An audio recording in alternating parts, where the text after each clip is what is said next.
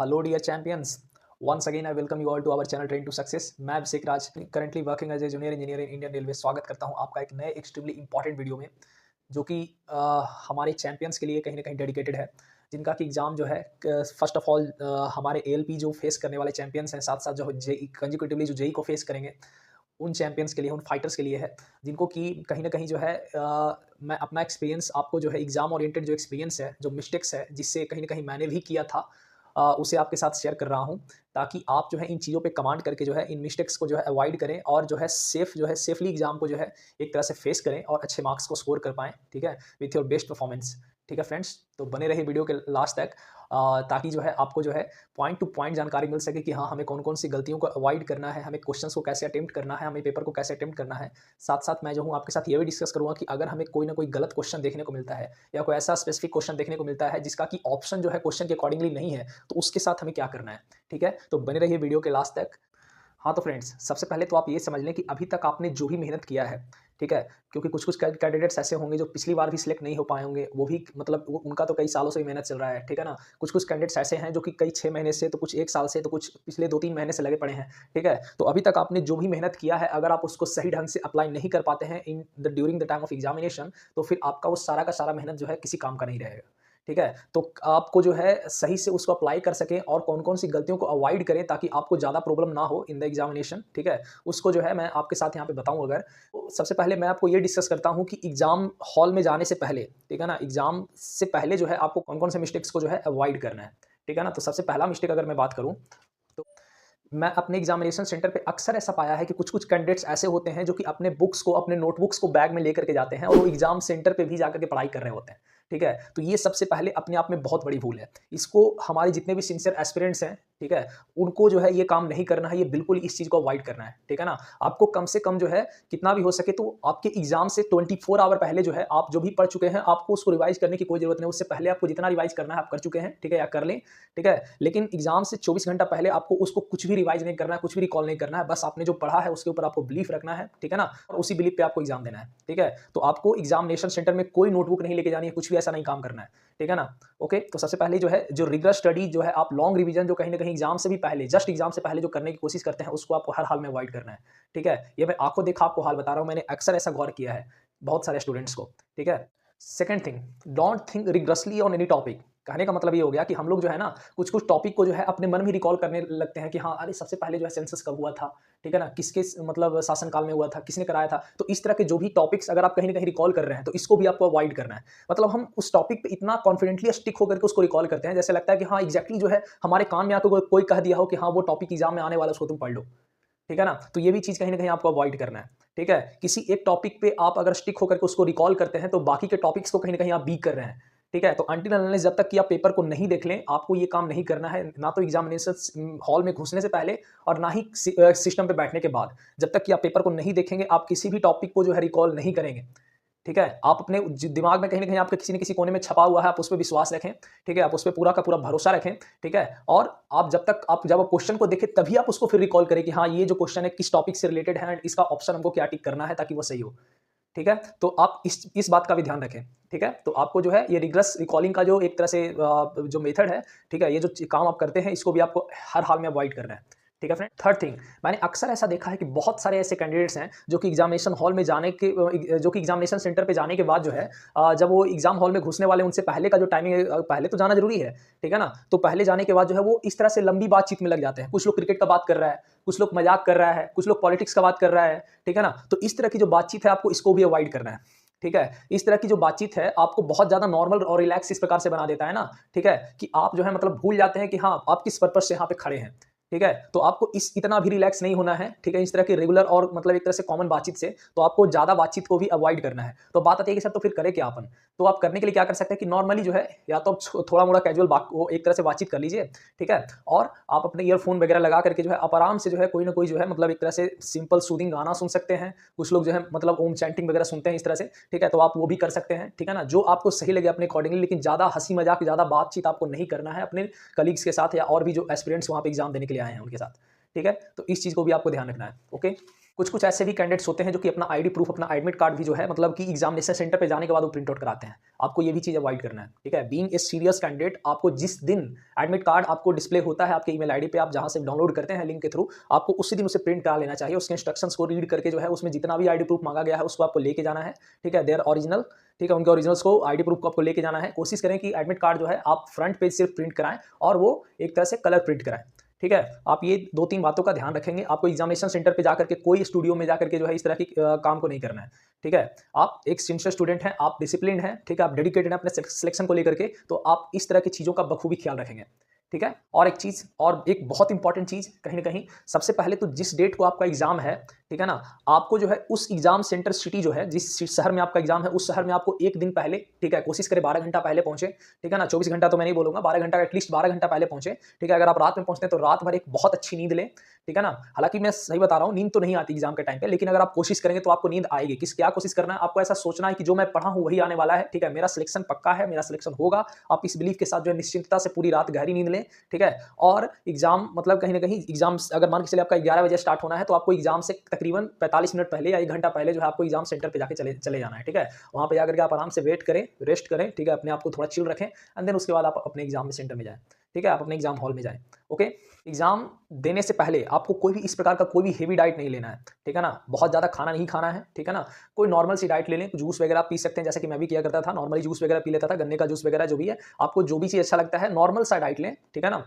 ना तो fast food खाएं, ना ही ज़्यादा हेवी डाइट लें, ओके। अगर आप रात को भोजन नहीं किए तो आप कोशिश करें कि हाँ रात मतलब हल्का फुल्का आप एक तरह से नाश्ता जैसा कुछ ना कुछ कर सकते हैं। बाकी ज़्यादा आपको हेवी डाइट लेने की कोई जरूरत नहीं है, क्योंकि ज़्यादा आप डाइट लेंगे तो फिर एग्जाम सेंटर में आपको नींद आने की समस्या देखने को मिलेगी, ठीक है। ये भी चीज़ मैंने देखा है, कई सारे कैंडिडेट्स को जो है एग्जाम मतलब स्टार्ट होने से पहले वो टेबल पे जो है एक तरह से हेड रख के सो रहे हैं, अच्छी गहरी नींद में सो जाते हैं वो, ठीक है ना, इतने निश्चिंत होते हैं। तो आपको इसको भी अवॉइड करना है फ्रेंड्स, ओके। फ्रस्ट्रेशन, ठीक है, बहुत बड़ा एक फैक्टर होता है फ्रस्ट्रेशन, नर्वसनेस, ठीक है, घबराहट। इन चीज़ों को जो है पैल्पिटेशंस वगैरह जो भी है, ठीक है, इन चीज़ों को आपको हर हाल में अवॉइड करना है। कैसे अवॉइड करेंगे? By creating just like a manifestation और manifesting yourself that I am going to crack this exam, ठीक है ना। मैं इस एग्जाम को हर हाल में क्रैक करने वाला हूँ, गॉड इज विथ मी, ठीक है। एंड इस प्रकार से जो है आप इस प्रकार के जब थॉट्स अपने मन में लाएंगे और अपने लिए कॉन्फिडेंस बूस्टअप करेंगे, ठीक है ना, जो मैं पढ़ा हूँ मुझे सब याद है, ठीक है ना। इस प्रकार से मैं उस मेरे माइंड में उसके प्रति कोई कंफ्यूजन नहीं है, कोई डबल माइंडसेट नहीं है। आप इस प्रकार के जब अपने माइंड में वो बिलीफ क्रिएट करेंगे ना, ठीक है, तो आप अपने फ्रस्ट्रेशन को इजीली और अपने नर्वसनेस को इजीली दूर कर पाएंगे। ये मैं प्रैक्टिकली जो मैंने अप्लाई किया है वो चीजें कहीं ना कहीं आपके साथ शेयर कर रहा हूँ,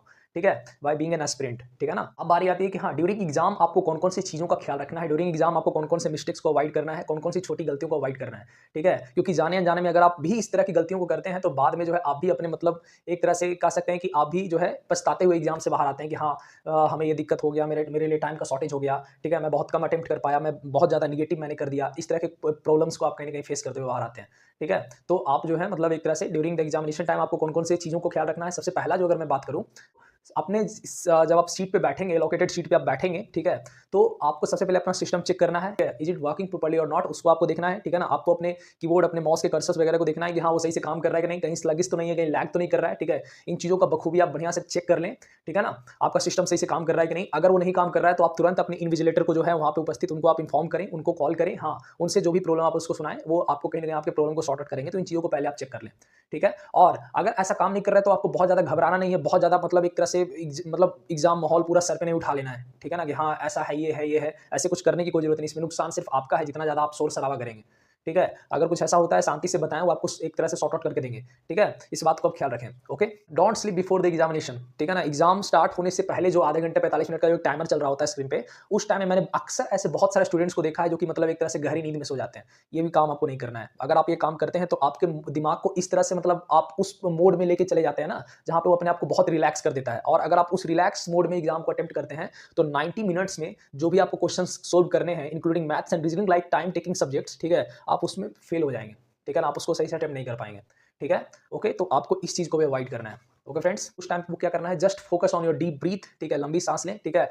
अपने मन में कोई मंत्र चैंट कर सकते हैं, ओम चैंटिंग वगैरह कर सकते हैं, बस गहरी सांस, ना तो सोना है, ठीक है ना, बस अपने आप को एक जागरूक रखना है, ठीक है ना। Be aware of your state, ठीक है, आप जिस स्टेट में है उसके बारे में आप अवेयर रहें, ठीक है ना। बस आप इस चीज़ को जो है ख्याल करके जो है आप एग्जाम सेंटर पे जब तक एग्जाम आपका स्टार्ट नहीं होता तब तक आप वहाँ पे बैठे हैं। देन उसके बाद जो है आप अपने माइंड को भी एक्टिव रखें, ठीक है ना, ताकि आप इजीली और एक्टिवली जो है क्वेश्चंस को फेस कर पाएं, ठीक है ना, ज़्यादा अटेम्प्ट कर सकें, ठीक है, without any more mistakes, okay. अब बात आती है कि सर पेपर को कैसे अटेम्प्ट करें। पेपर को अटेम्प्ट करने का जो बेस्ट तरीका, जो मतलब एक तरह से हर वो टॉपर और हर वो एक अच्छा परफॉर्मर जो है कहीं न कहीं अपनाता है, वो है आपको फर्स्ट राउंड में ही जो है सबसे पहले ज़्यादा से ज़्यादा अटेम्प्ट करने की कोशिश करें। ठीक है ना? ज़्यादा से ज़्यादा अटेम्प्ट करें फर्स्ट राउंड में ही, ठीक है? नेगेटिव्स को ध्यान रखते हुए, ठीक है ना? फर्स्ट राउंड में जितना ज़्यादा अटेम्प्ट करेंगे, आपको मार्क फॉर रीड जो है ना एक तरह से वो भी कम रखना है। बहुत ज़्यादा नहीं कर देना है, क्योंकि सेकंड राउंड में आपको उतना ज़्यादा टाइम नहीं मिलेगा कि आप हर उस क्वेश्चन को रिव्यू करके आप सोल्व कर लें। ठीक है? क्योंकि 90 मिनट में इस तरह के जब क्वेश्चंस को आपको सोल्व करना होता है, 100 क्वेश्चंस को या 75 क्वेश्चन जैसा कि आप एलपी वगैरह में, ठीक है? तो वहाँ पे भी आपको जो है बहुत ज़्यादा टाइम कंज्यूमिंग जो है मतलब एक तरह से टाइम का शॉर्टेज देखने को मिलेगा।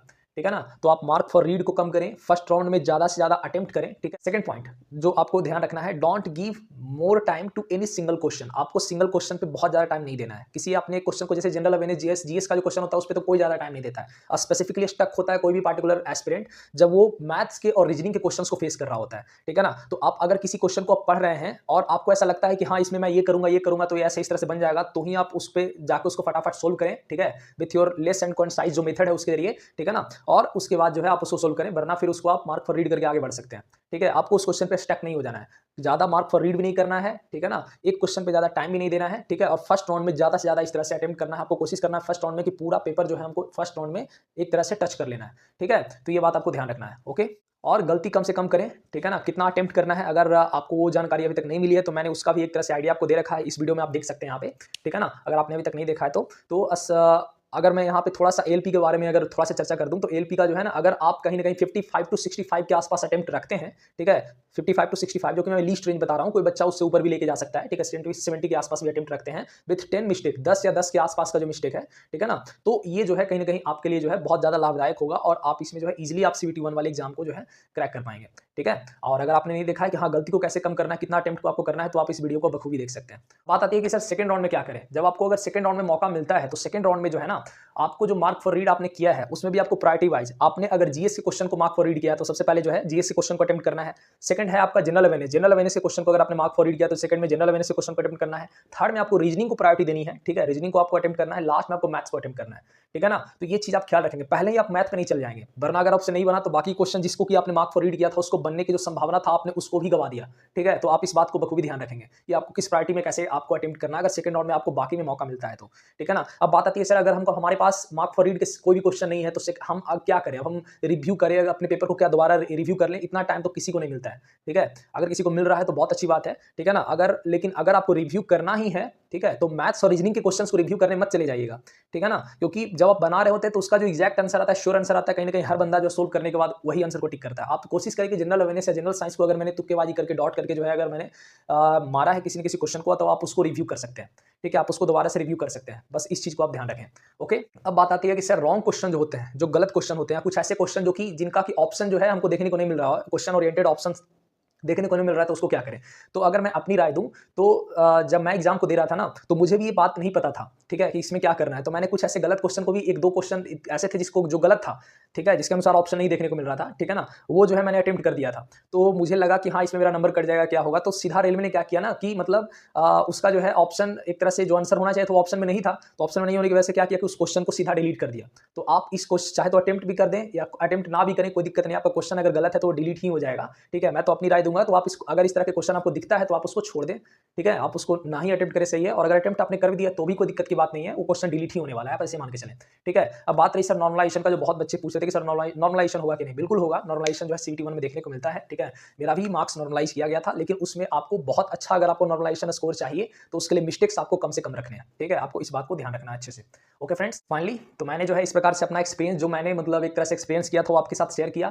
तो आप निश्चिंत रहें, ठीक है? अपना बेस्ट परफॉर्म करें, ठीक है ना? आप बेस्ट परफॉर्मेंस के साथ जो आप अपने एग्जाम में ऑप्टिमम मार्क्स को स्कोर कर सकें, ठीक है? हमारे मतलब एक तरह से यही कामना है, ठीक है ना? So don't worry about your examination, ठीक है? Don't take yourself seriously at all, ठीक है ना? आपको अपने आप को ज़्यादा सीरियस नहीं लेना है, ज़्यादा सीरियसली नहीं लेना है, ठीक है ना? आपको काम रहना है, रिलैक्स रहना है। एग्जाम से पहले ज़्यादा सोचना नहीं है कि मेरा होगा नहीं होगा, बिल्कुल होगा। आपको इस माइंडसेट से जो है अपने आप को तैयार रखना है एग्जाम से पहले, ठीक है? और इसी माइंडसेट के साथ जो एग्जाम को फेस करना है, ठीक है? और अगर आपको वीडियो अच्छा लगा है तो please do like, share and अगर आप चाहते हैं कि हाँ, अगर आपको पर्सनल मेंटरशिप की कोई आवश्यकता है, ठीक है ना, आपको ऐसा लगता है, क्योंकि मैं मतलब एक तरह से सीबीटी 2 के ओरिएंटेड सब कुछ जो है आपको एक तरह से देने वाला हूँ, ठीक है, रिगार्डिंग और इन्वायरमेंटल साइंस नोट्स, रिगार्डिंग और कंप्यूटर, रिगार्डिंग और technical specifically for electrical stream, ठीक है। तो आपको इस प्रकार की अगर किसी प्रकार की पर्सनल मेंटरशिप की आवश्यकता है, तो जो एक तरह से आप देख सकते हैं वहाँ पे जो ज्वाइन का आइकन है, आप उस पर क्लिक करके जो आप हमें डायरेक्टली ज्वाइन कर सकते हैं, ठीक है। If you are facing any query regarding your examination, अगर आप अभी भी कोई क्वेरी को फेस कर रहे हैं, ठीक है, एग्जामिनेशन के संबंध में या किसी प्रकार की कोई भी जानकारी आप और भी जानना चाहते हैं, तो आप कमेंट सेक्शन में बेझिझक पूछ सकते हैं। मैं टाइम निकाल के उसे आंसर देने का भरपूर कोशिश करता हूँ, ठीक है फ्रेंड्स। तो all the best for your examination, all the very best for your examination, all the very best to our fighters, our champions, ठीक है। वीडियो को यहाँ तक देखने के लिए आपका बहुत बहुत धन्यवाद। Thank you.